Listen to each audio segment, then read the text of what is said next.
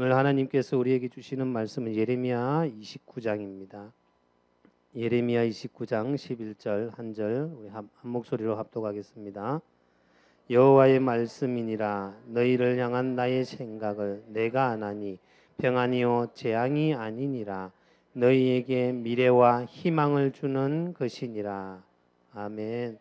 오늘 저와 여러분들이 하나님이 주시는 미래와 희망을 갖는 그런 시간 되시기를 예수 그리스도 이름으로 부탁드립니다. 축원합니다. 우리나라는 1910년도 8월 달에 일제의 무단 통치가 시작됐죠. 1910년도 8월 달입니다. 무단 통치라고도 하고 헌병 통치라고도 합니다.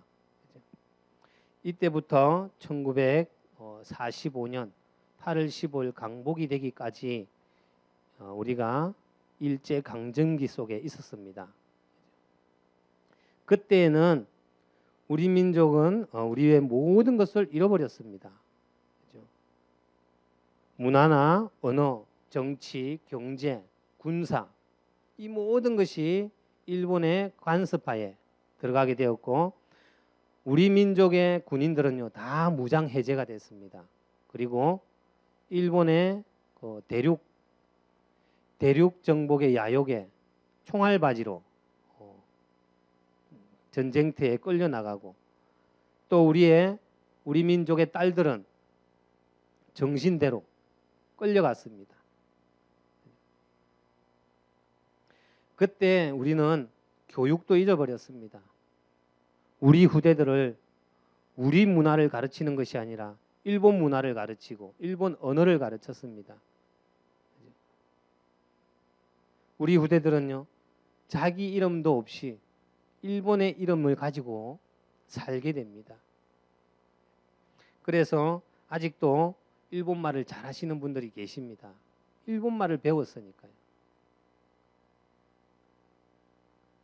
우리가 우리의 노래도 부를 수 없고 우리가 우리의 생각도 할 수도 없고 우리가 우리 땅에서 우리의 문화를 가지고 우리의 놀이를 할 수도 없었습니다. 그게 일제 강점기입니다.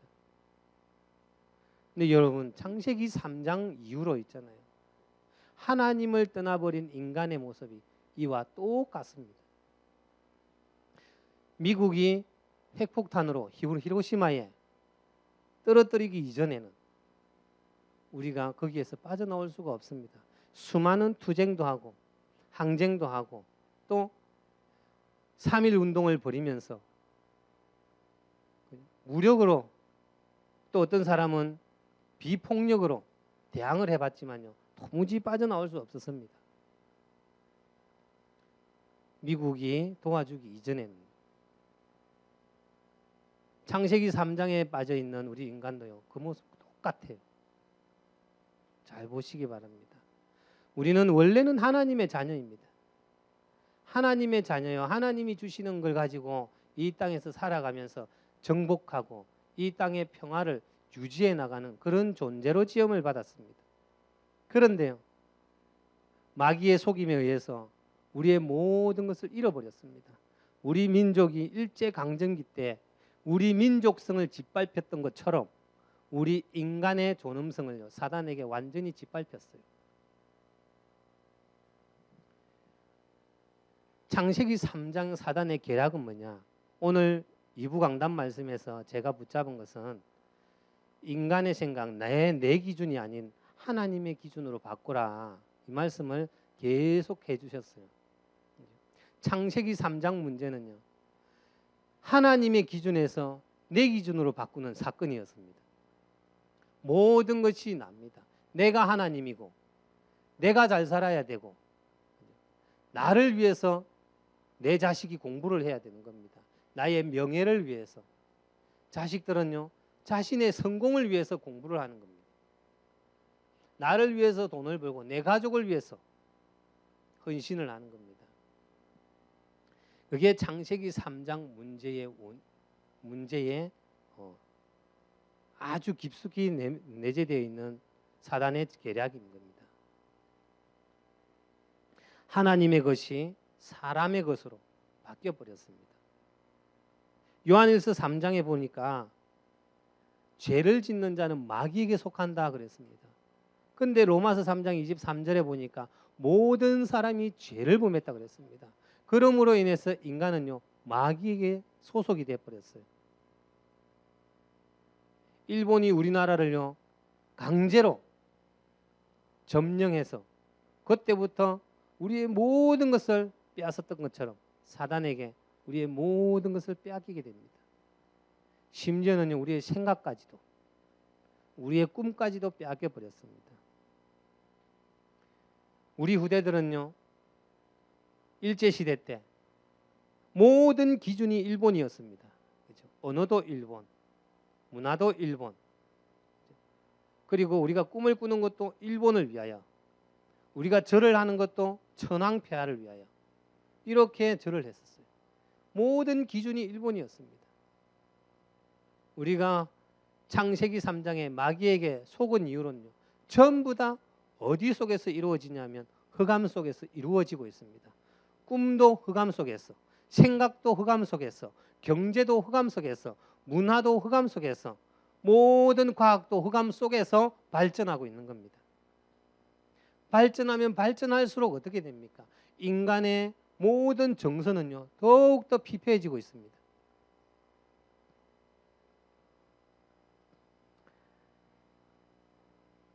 모든 기준이 흑암 속에서 이루어지다 보니까 우리 기성세대는요 그 가운데서 자라났어요. 그러다 보니까 우리 후대들에게도요 그 가운데서 교육을 시키는 겁니다. 그러니까 우리 후대들이 흑암 속에서 교육을 받고 흑암 속에서 진로를 정하는 거예요. 그러니까 방황을 하게 되는 겁니다.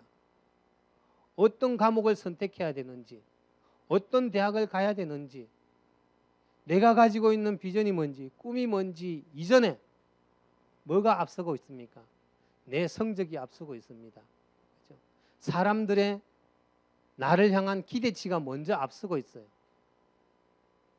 그리고 내 가정의 환경이 내 미래보다, 내 비전보다 더 앞서고 있어요. 그래서 성적에 내 인생을 맡기게 되고, 가정 환경에 내 인생을 맡기게 되고, 대학에 내 인생을 맡기게 되는 겁니다. 내 마음에서 뜨겁게 일어나는 그거하고는 전혀 관계가 없어요. 흑암 속에서 우리 후대들은요 미래를 더듬더듬 찾아가고 있습니다. 그러니까 방황을 하는 거예요. 그러다 보니까 아무리 도무지 찾아봐도 안 보이니까 어떡합니까? 많은 사람들이 가는 쪽으로 갑니다. 넓은 길로 가죠. 요즘은요 공무원 시험이 대세입니다. 임용고시가 대세입니다. 그쪽 쪽으로 사람들이 몰리기 시작합니다.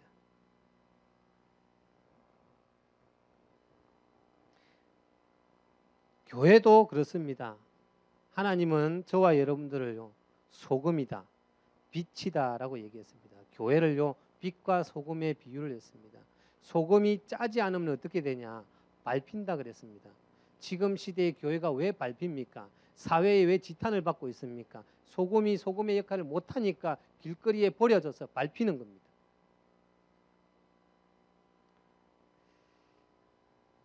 저는 굉장히 어렸을 적에 주변 사람들로부터 착한 사람, 착한 아이다 이렇게 칭찬을 받고 살았습니다. 그러나 내 마음에는요 그게 저한테는요 가면이었어요. 제 마음에 늘 분노가 가득했거든요. 왜 그랬냐?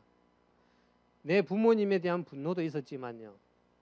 단체 생활을 하다 보니까 한 사람이 잘못했는데 저까지요 매를 맞게 되고 저까지 얼차례를 받게 되는 거예요. 군대에서 받는 얼차례를 저는 10대가 되기 전에 다 받았어요. 이미. 내가 하지도 않은 것 때문에, 내가 하지도 않았는데 다른 아이 때문에 내가 그걸 받는 거예요. 그게 너무너무 싫었고 너무너무 분했어요. 근데 단체 생활이다 보니까 어쩔 수가 없는 거예요. 그렇게 고통을 받다가 이제 고등학생이 되어서 집을 나오게 된 거예요. 하여튼 교회만 갔다 그러면 두들겨 맞았거든요. 수요 예배도 있지요. 주일 예배도 있지요. 교회만 갔다 오면, 교회가 우리 집 안에 있었어요. 그때는. 교회만 갔다 오면 맞는 거예요. 왜냐? 저녁 시간에 예배를 드리니까 너무 졸린 거예요. 잠을 푹 자야 되는데 아침에 일어나가지고, 그것도 새벽에 일어나가, 주일날 새벽에 일어나면요, 우리 집 위에는 어마어마한 밭이 있었어요. 우리 교회보다 교회 한 3개 정도 지을 정도로 큰 밭이 있었어요. 반드시 거기에 돈 내기를 내줘요. 돈 내기 여러분 아시죠? 그거를 다 읽어야만이 집에 가서 밥을 먹는 거예요. 밥 먹고 어떻게 교회를 가야 돼요. 그러니까 어떡합니까? 새벽에 이슬이 우리 옷을 다 적십니다. 그런 상태에서 풀을 매요. 해가 뜰 때까지. 그리고 집에 와서 밥 먹고 교회 가면 얼마나 피곤하겠어요. 졸아요. 그러면 또 이제 교회 갔다 오면 졸았다고 또 맞아요. 교회가 너무너무 싫었고요. 교회 가는 게 너무너무 싫었어요.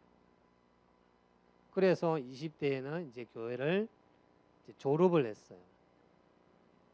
고등학교 졸업, 교회 졸업 이렇게 해가지고.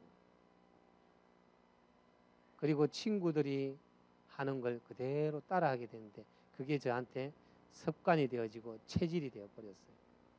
그러다 보니까 지금도 목사라는 명함을 가지고 있는데도 그때의 체질을 그대로 가지고 있는 거예요. 나도 모르게 그때 그 분노가 있잖아요. 내 자녀들에게 불쑥불쑥 나와요. 저 어린 것들 손댈 데가 어디 있어요. 근데 저는 저만 할 때 맞았거든요. 그러니까 니들도 당연히 맞아야 돼. 그러니까 쟤들이 저를 굉장히 무서워해요. 어느 집에 가더니 그렇게 얘기했다 그러더라고요. 우리 아빠 너무 무서워요. 누군가가 한 사람이 더 있다면 도움이 돼서 제가 좀 안아주고 이럴 텐데 그게 없으니까요. 제가 모든 걸 다 책임져야 되니까 더 화가 나는 거예요. 그죠? 이렇게 체질이 돼버렸어요. 저와 여러분들도 체질이 돼 놓으니까 우리 후대들이 있잖아요. 흑암이라는 그 세상 속에서 있잖아요. 꿈을 꾸게 되고 공부하게 되고 미래를 준비하게 되는 거예요. 방황하게 되는 겁니다. 그런데 미국이 히로시마에 폭탄을 탁 터뜨려 버렸어요. 일본이 항복을 했죠. 예수님이 십자가에서 부활하셨어요. 마귀가 항복을 했어요. 그런데 일본하고는 다르게 이 마귀는요, 끝까지 거짓말쟁이라. 요한복음 8장 44절에는요 거짓의 아비라 그랬지 않습니까? 자기는 죽어가면서도 끊임없이 우리를 속이고 있는 거예요. 아직도 우리가 자기의 종인 것처럼. 예수님께서 모든 것을 십자가에서 다 끝내셨어요. 그걸 우리는 뭐라 그럽니까? 우리에게는 그 사실이요 복음입니다. 복음은 뭐냐? 예수가 우리에게 그리스도가 되셨다라는 겁니다. 이게 복음이잖아요. 그러나 이 복음은요 모든 사람들에게 모든 세대에 적용이 되는 겁니다. 그러나 성경은 뭐라 그럽니까? 영접하는 자만 하나님 자녀가 된다 그랬습니다. 영접하는 자. 영접하지 아니하면 예수님이 그리스도 맞는데 이 그리스도의 모든 것이 있잖아요. 나에게 아무런 영향을 못 미칩니다. 사람이 마음으로 믿고 입으로 시인하여, 그죠? 영접하는 자 곧 그 이름을 믿는 자들에게는 하나님의 자녀. 창세기 3장 이후로 우리는 마귀의 자녀가 되었는데 하나님의 자녀로 변화되는 비밀이 뭐냐? 예수 그리스도를 믿고 영접하는 겁니다.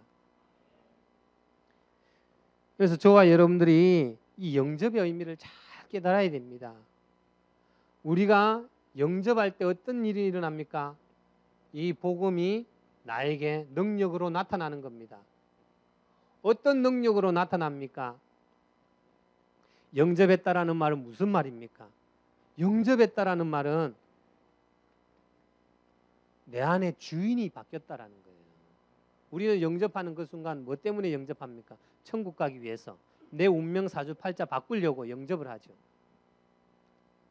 그러나 거기에는 이 영접이라는 의미에는요, 어마어마한 것이 내포되어 있다는 것을 놓쳐서는 안 됩니다.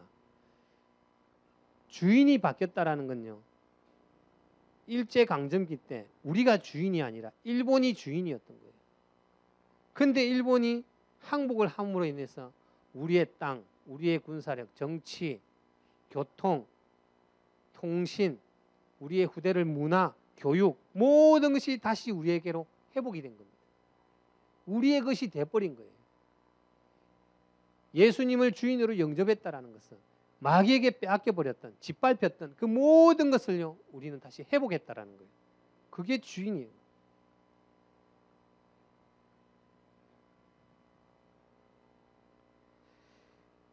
주인에 대해서 우리는 한번 깊이 생각해 봐야 됩니다. 주인이 됐다라는 것은 여러분들의 자녀들이 하나님의 것입니다. 주인이죠. 그러나 그 자녀들의 호주머니까지도 하나님의 것이요. 여러분들의 호주머니까지도 하나님의 것입니다.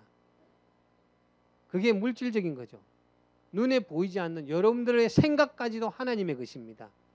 여러분들의 영혼까지도 하나님의 것입니다. 그렇죠? 여러분들이 가지고 있는 질병까지도 하나님의 것이에요. 내 것이 아니란 말입니다. 그게 영접의 의미고 주인이라는 의미입니다. 그래서 우리는 생각까지도 주인이 원하는 생각을 하셔야 돼요. 요한복음 6장 33절에 보니까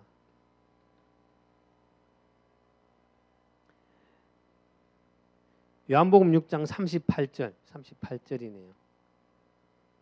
예수님께서 하늘에서 이 땅에 내려오신 이유는 뭐냐? 나를 보내신 이의 뜻을 이루려 함이라, 이렇게 기록되어 있습니다. 나를 보내신 이의 뜻. 그러니까 예수님께서 이 땅에 온 것은 내가 잘 살고 내가 영광을 받기 위해서가 아니라 나를 보내신 이의 뜻을 이루기 위해서 오셨다는 거예요. 자기의 삶을 살기 위해서 온 게 아니라는 거예요. 바울은 얘기합니다.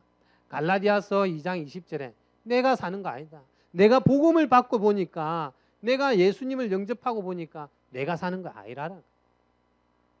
그래서 바울은 얘기합니다. 고린도전서 15장 31절에 나는 날마다 죽노라 그랬습니다. 내 생각도 없다라는 거예요. 내 판단도 없다라는 겁니다. 이것이 주인의 의미예요. 예수님을 우리가 구주로 영접할 때 어떤 일이 납니까? 성령께서 내 안에 주인으로 임하게 되는 겁니다. 그걸 성령 내주라 그러죠. 성령께서 내주하는 사람은요, 그 삶이 어떻게 됩니까? 성령의 인도함을 받게 됩니다. 성령의 인도함을 세밀하게 받는 사람은 가는 곳곳마다 성령의 놀라운 역사가 나타납니다. 이것이 주인이 바뀐 사람의 삶입니다. 여기에 더 못하면 기도 응답도 있겠고, 흑암이 결박되겠고, 주의 천군 천사가 동원되고, 세계복음화의 하나님의 놀라운 증거들이 나타나겠죠. 그 이전에 우리는요, 내 삶의 주인이 예수님이라는 것, 누구냐는 걸 늘 생각하셔야 돼요. 그래서 24시간 저와 여러분들의 아주 사소한 것부터 큰 일에까지요, 하나님께 먼저, 주인에게 먼저 물어봐야 되는 거예요.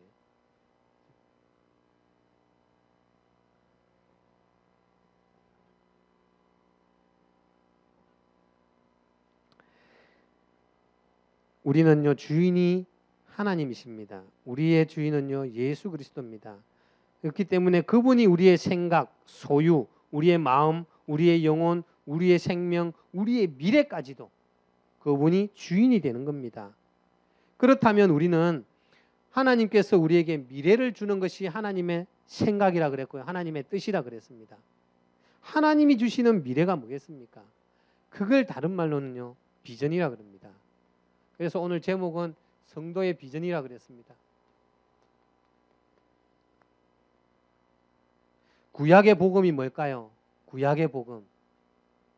구약의 복음이 뭐겠습니까? 메시아가 오겠다, 그게 복음입니까? 그것도 복음이겠죠. 구약의 참된 복음은 뭐냐? 내가 너와 함께 하겠답니다. 그게 복음이에요. 내가 너와 함께 하겠으니까 너는 바로에게 가라.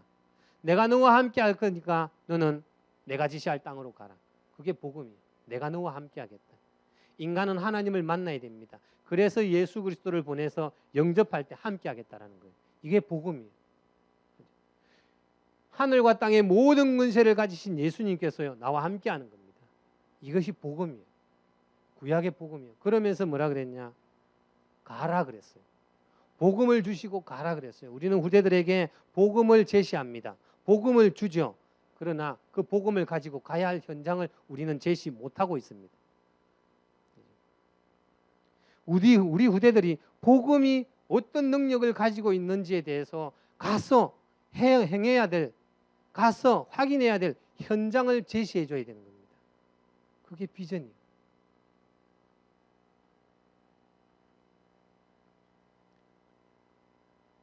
오늘 본문 말씀에 하나님께서 우리에게 주시는 말씀이 미래를 주는 거다 그랬습니다. 그죠? 미래를 주는 거. 전쟁도 아니고 재앙도 아니고 우리에게 미래를 주는 겁니다. 미래를 주는 것이고 평안을 주는 겁니다. 우리 수능을 앞두고 있는 친구들, 우리 랩런트들, 수능 점수 올린다고 머리 되게 아프죠? 미래가 있다면요, 아파할 이유가 없습니다. 우리 졸업을 앞두고 있는 우리 대학부들, 취직을 앞두고 있는 청년들, 취직 때문에 고민이 많죠. 비전이 있다면 고민될 일이 없습니다. 그렇죠? 비전이 없고 하나님이 주신 미래가 없기 때문에 방황을 하는 거예요.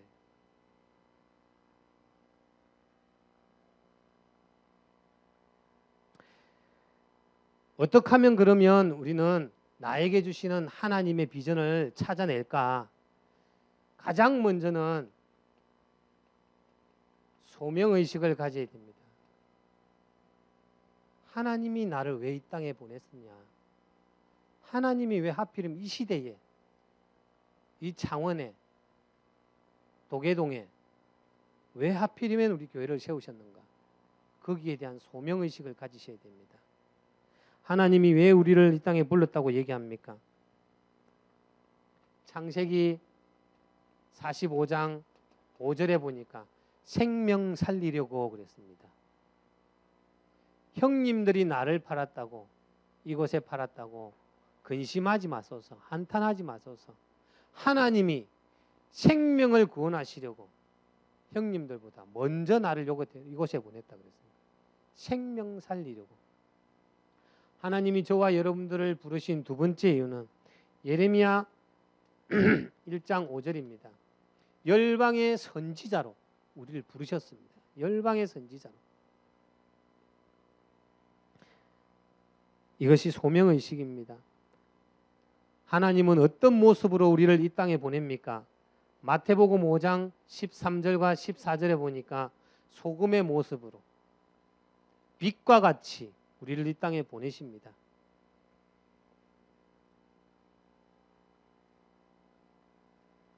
베드로전서 2장 9절에 보니까 왕 같은 제사장으로 우리를 부르셨다 그랬습니다.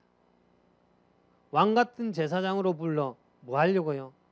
기이한 빛에 들어가게 가신 아름다운 이의 덕을 선전하게 하려 하심이니라 그랬습니다. 이것이 하나님이 우리를 이 땅에 보내신 이유입니다. 그래서 우리 랩런트들은 앞으로 진로를 고민하고 있는 분들은 먼저 이것부터 먼저 생각을 해야 돼요. 우리 유치부 아이들, 유년부, 초등부, 소년부 아이들에게 먼저 이것부터 가지게 만들어야 됩니다. 우리는 아이들에게 복음을 심었어요. 이제 그 복음을 가지고 가야 할 현장을 가르쳐 줘야 되는 겁니다.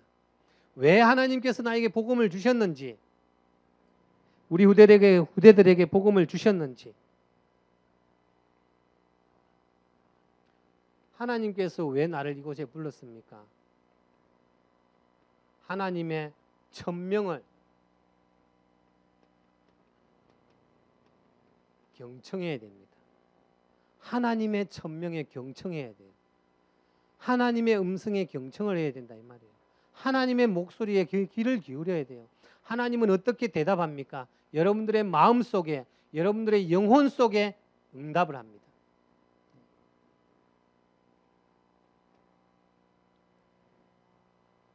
하나님의 천명은요, 어떻게 들려집니까? 여기 기록되어 있죠. 예수님께서 우리의 모델이 됩니다.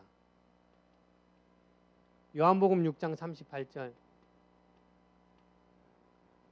이것이 하나님의 천명입니다.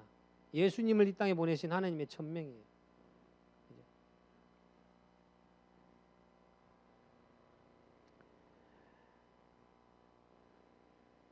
저와 여러분들이 하나님의 음성을 잘 들으셔야 됩니다.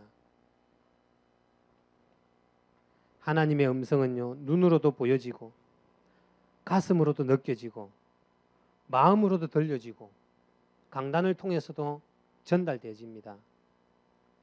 그래서 우리는 늘 깨어 있어야 됩니다. 빌립보서 2장 5절로 11절에 보니까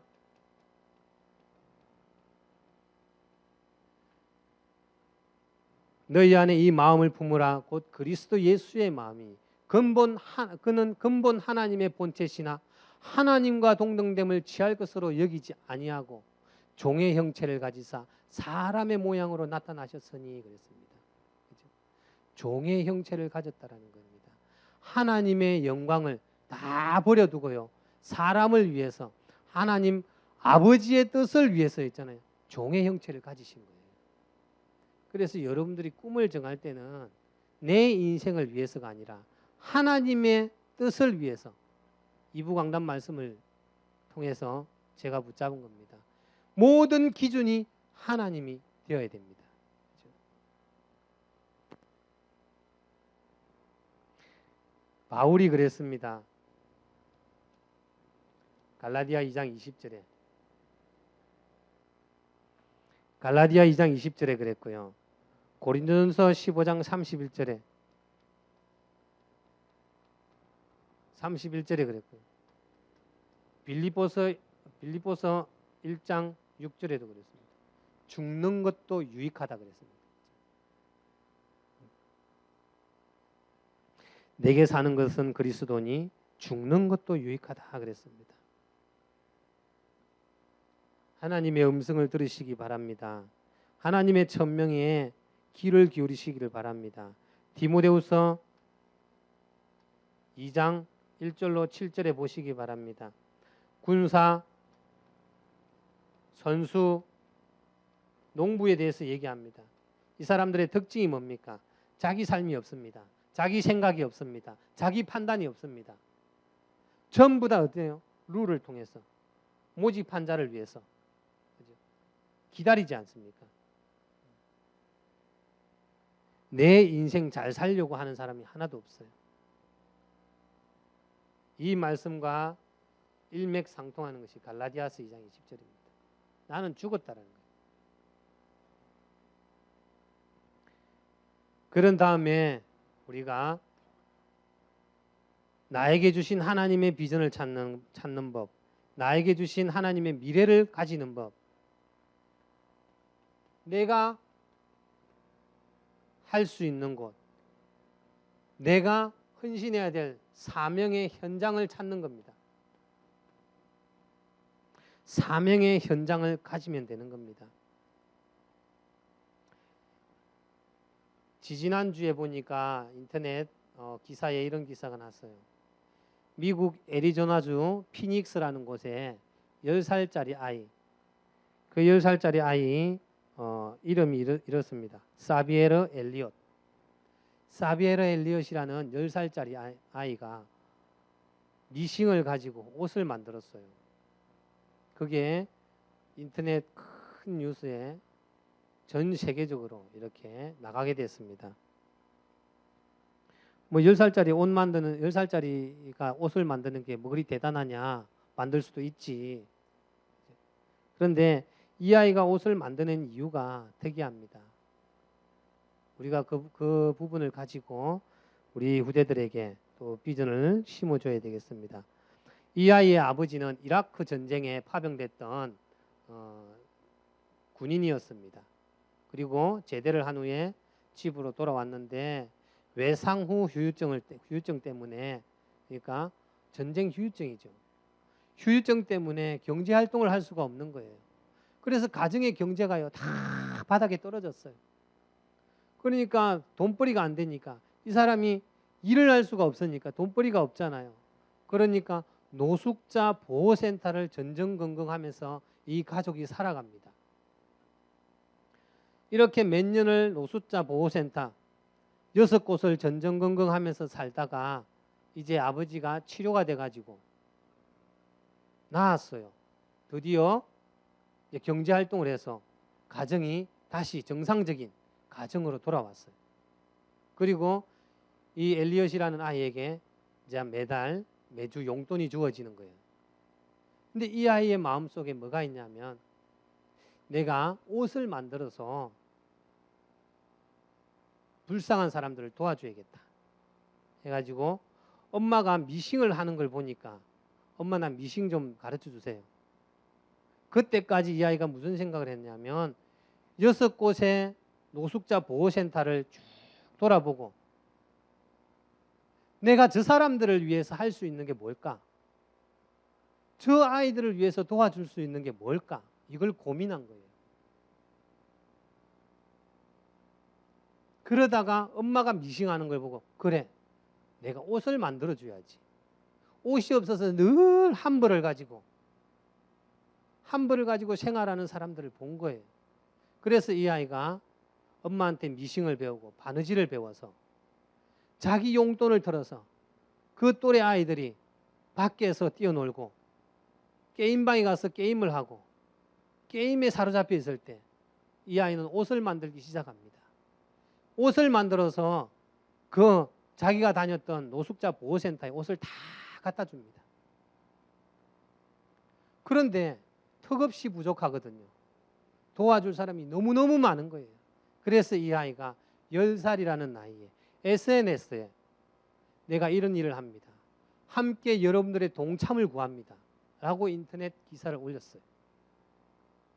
수많은 사람들이 후원을 했고요. 이 아이는요 끊임없이 옷을 만들어서 옷을 그 불쌍한 사람들에게 보내줬어요. 왜 제가 이 얘기를 합니까?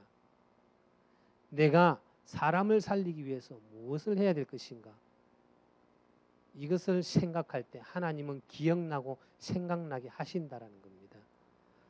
우리 후대들은요 대학을 정하기 이전에 내가 헌신해야 될 현장이 무엇인지, 어디인지, 내가 복음 들고 가야 될 사명, 그 현장이 무엇인지 그걸 먼저 발견하게 해주셔야 됩니다. 그걸 위해서 우리는요 비전 트립을 해야 돼요. 이 회사는 앞으로 전망이 좋으니까 네가 여기서 이것을 위해서 공부해라. 그건 비전 트립이 아니에요. 이 아이 돈 잘 벌게 하기 위해서 비전 트립을 하는 것이죠. 그 분야에 있는 사람들이 무슨 생각을 하고 있고 영적 상태가 어떻고 마음의 상태가 어떻고 심리 상태가 어떻다라는 것을 보여주는 겁니다. 그러면 그럼 나는 이 분야의 사람들을 복음으로 도와줘야 되겠다. 그렇다면 내가 이 분야를 위해서 공부해야지. 이런 결론이 나올 수 있도록 도와줘야 되는 겁니다.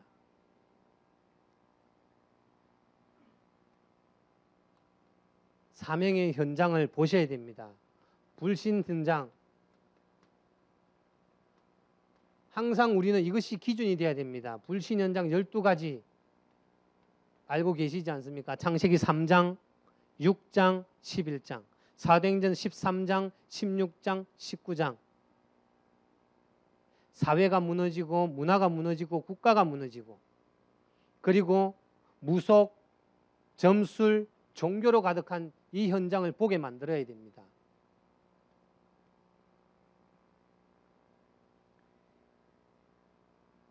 그리고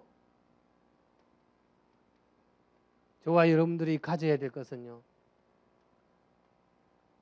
생명적 시선입니다. 죽어가는 영혼들을 바라보는 눈이죠. 그들을 위해서 나는 무엇을 할 것인가? 헌신적 시선입니다. 저와 여러분들을 소금으로 빛으로 예수님께서 비유하셨습니다. 소금의 특징이 뭡니까? 나는 사라지고 음식을 온전케 하는 겁니다. 빛은 뭡니까? 어두움에서 건져내는 겁니다. 그래서 우리 렘넌트들이 넓은 문이 아니라 좁은 문으로 들어갈 수 있도록, 남들이 다 하는 것 말고 남들이 하지 않는 것. 지난번에 제가 수요 예배 때인가 영상을 한 개 보여드린 게 있습니다. KT 데이비스라고 여자아이 영상을 보여줬습니다. 그 아이는 16살 때 아프리카 우간다에 자원봉사차 갔다가 그곳에서 하나님의 음성을 듣게 됩니다. 새까맣고 배 불룩하고 눈만 동글동글한 아이들, 먹을 게 없어서 굶주려 죽는 아이들, 그 아이들 보고 마음이 뜨거워지기 시작합니다. 그것을 하나님의 음성으로 받아들이고 고등학교를 졸업하고 그 현장에 가서 그 아이들에게 엄마가 되어줍니다. 결혼을 하지 않고 20살이라는 나이에 14명의 아이의 엄마가 되어줍니다. 지금은 그 아이가 수천 명의 아이들을 학교를 보내고 교육을 시키고 또 병원을 데려가고 그리고 그 아이들에게 복음을 전하는 역할을 하고 있습니다. 하나님의 음성을 들으시기 바랍니다.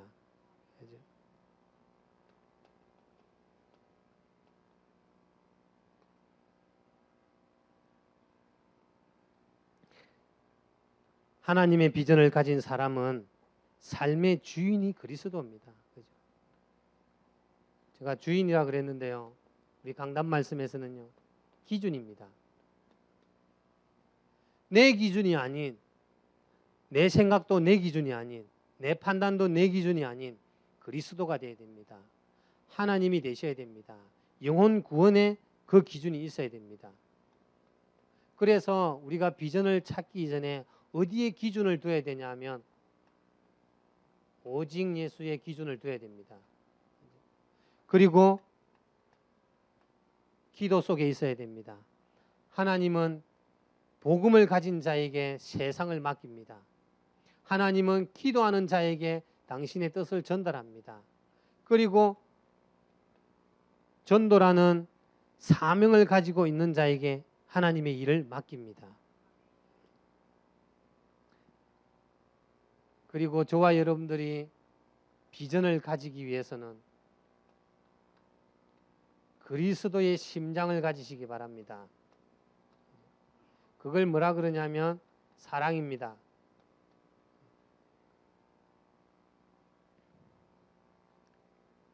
그리고 요즘 우리 교단에서 많이 나오죠.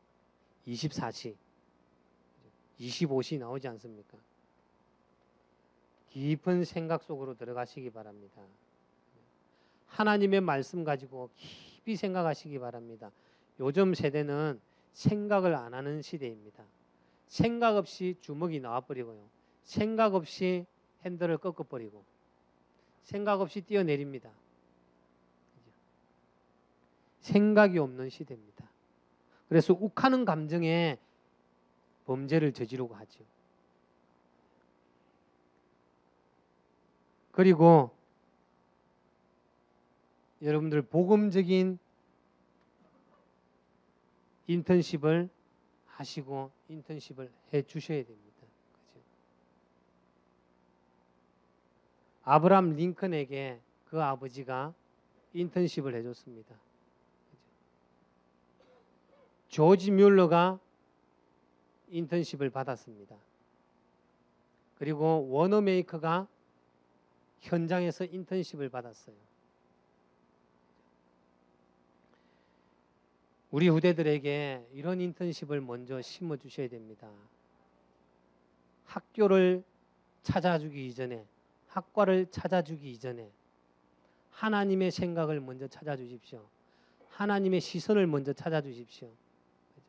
하나님의 가슴을 먼저 찾아주시기 바랍니다. 그것이 구원받은 성도님들이 가져야 할 비전이고 사명입니다. 저와 여러분들의 후대들이 하나님이 기뻐하시는 비전을 가지고 7 렘넌트들처럼 현장을 살리는 그런 시대적인 8번째 렘넌트로 서게 되시기를 예수 그리스도 이름으로 축원합니다. 우리 말씀 잡고 기도하겠습니다. 하나님 아버지 감사합니다.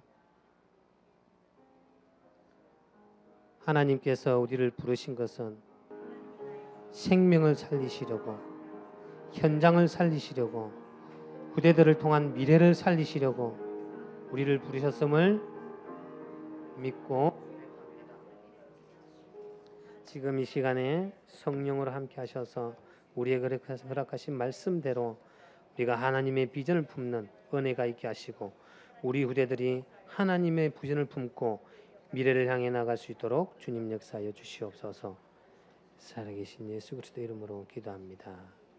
아멘. 이제는 우리 주 예수 그리스도의 은혜와 하나님 우리 아버지의 무한하신 사랑하심과 성령님의 감화감동 역사 내주 인도하시는 은혜가 하나님께서 우리에게 허락하시는 미래를 붙들고 하나님께서 주시는 희망을 가지고 후대들을 살리며 미래를 살리기를 원하는 우리 믿음의 가족들과 또 우리 렘넌트들과 함께 인터넷으로 영광 돌리는 우리 믿음의 모든 가족들 머리 위에 지금으로부터 영원까지 항상 함께 계실지어다. 아멘.